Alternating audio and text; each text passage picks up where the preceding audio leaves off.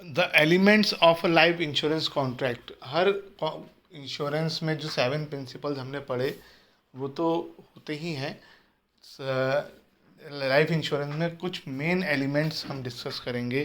पहली बात, life insurance contracts के पास जितने भी एक वैलिड कॉन्ट्रैक्ट, लीगल कॉन्ट्रैक्ट बनने के एलिमेंट्स हैं वो प्रेजेंट होने चाहिए। यानी ये चीज़ अभी आपने पढ़ी नहीं है, 12th क्लास के बाद, even not in 12th class के बाद आपके सिलेबस में लॉ आएगा, उसमें पढ़ेंगे कि कॉन्ट्रैक्ट के लिए, किसी को वैलिड कॉन्ट्रैक्ट करने के लिए वहाँ पे ऑफ़र और एक्सेप्टेंस होनी चाहिए। फ्री कंसेंट, यानी कोई ज़बरदस्ती आपसे बात ना मनाएगा, आपके सर पे बंदूक रख के कहे कि भाई पॉलिसी ले लो और आपने पॉलिसी ले ली, क्योंकि आपकी फ्री कंसेंट नहीं है तो वो वैलिड कॉन्ट्रैक्ट नहीं कहलाएगा।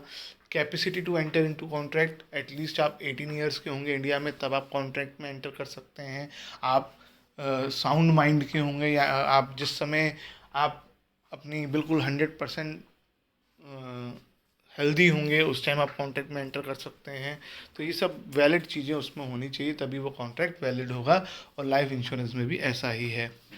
The contract of life insurance is contract of utmost good faith. आप ना ही एश्योर्ड को ना ही इंश्योरर को कोई भी बात एक दूसरे से छुपानी है।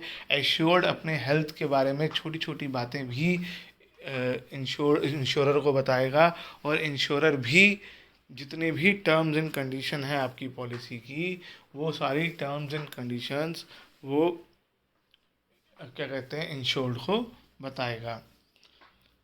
In life insurance the insurable interest must be present of the life insured. आप उसी का लाइफ इंश्योरेंस करवा सकते हैं जिसमें आपका इंश्योरेबल इंटरेस्ट हो। यानी एक पर्सन अपनी वाइफ का, अपने बच्चों का इंश्योरेंस करा सकता है और किसी का नहीं। ऐसे ही एक पर्सन किसी अपने डेटर का लाइफ इंश्योरेंस करा सकता है, क्योंकि उससे उससे पैसे लेने हैं।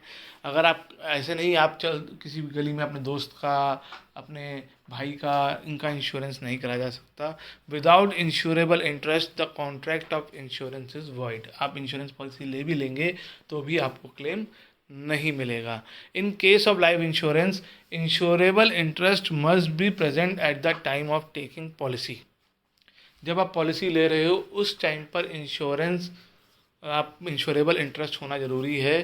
जिस टाइम पर इवेंट हो उस टाइम पर इंश्योरेबल इंटरेस्ट होगा तो आपको क्लेम मिलेगा, नहीं तो आपको क्लेम नहीं मिलेगा। फॉर एग्ज़ाम्पल, हस्बैंड वाइफ हैं, हस्बैंड ने वाइफ का इंश्योरेंस करवाया और 10 ईयर्स के बाद उनका डाइवोर्स हो गया, उसके 5 ईयर्स बाद वाइफ की डेथ हो गई, तो वो पेमेंट पर्सन को नहीं मिलेगी, क्योंकि वो उस टाइम उसकी वाइफ नहीं है, उनसे कोई इंश्योरेबल इंटरेस्ट नहीं है। लेकिन पॉलिसी लेते वक्त जो उसकी वाइफ थी, अगर ऐसा उल्टा भी ट्रू है, अगर पॉलिसी लेते वक्त जो उसकी वाइफ ना हो तो आप उसका इंश्योरेंस नहीं करा सकते हैं।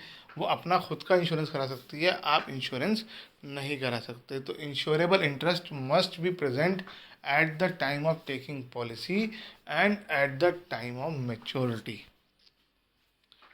Life insurance contract is not a contract of indemnity. Contract of indemnity क्या था, प्रिंसिपल ऑफ इंडेमनिटी क्या था, कि हम इंश्योरेंस कंपनी से प्रॉफिट नहीं कमा सकते। लेकिन लाइफ इंश्योरेंस में ऐसा नहीं होता है। लाइफ इंश्योरेंस में हम इंश्योरेंस कंपनी से प्रॉफिट कमाते हैं। ऐसा क्यों? क्योंकि लाइफ की कोई वैल्यू ही नहीं है। आप किसी की लाइफ की वैल्यू लगा सकते हो कि 1 लाख है, 2 लाख है, 10 लाख है, 20 लाख है। इसलिए यहाँ पर प्रिंसिपल ऑफ इंडेमनिटी एप्लीकेबल नहीं होता है, क्योंकि life can not be measured in terms of money. तो आप ये नहीं कह सकते कि कितना नुकसान हुआ है। As loss can not be measured, तो इंडेमनीफाई करने का तो मतलब ही नहीं उठता। इंडेमनीफाई करने का मतलब होता है कि लॉस को पूरा कर देना, जितना लॉस हुआ उतना पे कर देना। तो किसी की डेथ के लॉस को आप मनी में मेज़र नहीं कर सकते हैं, तो यहाँ पर लॉस को पे करने की बात ही नहीं आती। तो यहाँ पर आप ये नहीं कह सकते कि सिर्फ लॉस कंपनसेट होगा। यहाँ पे जितना भी अमाउंट पॉलिसी होगी पूरी पे की जाएगी। ऐसा नहीं है कि 10 लाख की पॉलिसी है और इंश्योरेंस कंपनी कहे कि भाई पहले बताओ कि आपकी जो पर्सन जिसकी डेथ हुई है उसकी वैल्यू क्या थी, आपके लिए 2 लाख थी तो हम 2 लाख ही देंगे। गुड्स के केस में ऐसा होगा कि 10 लाख के गुड्स का इंश्योरेंस है, 2 लाख के गुड्स जले हैं तो सिर्फ 2 लाख का ही आपको क्लेम मिलेगा। तो लाइफ इंश्योरेंस में इंडेमनिटी का प्रिंसिपल और इवन कंट्रीब्यूशन का प्रिंसिपल भी एप्लीकेबल नहीं होता है। कौन आप जितनी भी पॉलिसी लेंगे, 5 अलग अलग कंपनियों से पॉलिसी ले लें, 5 डेथ होने पर इंश्योर्ड को पाँचों से अलग अलग पैसा मिलेगा।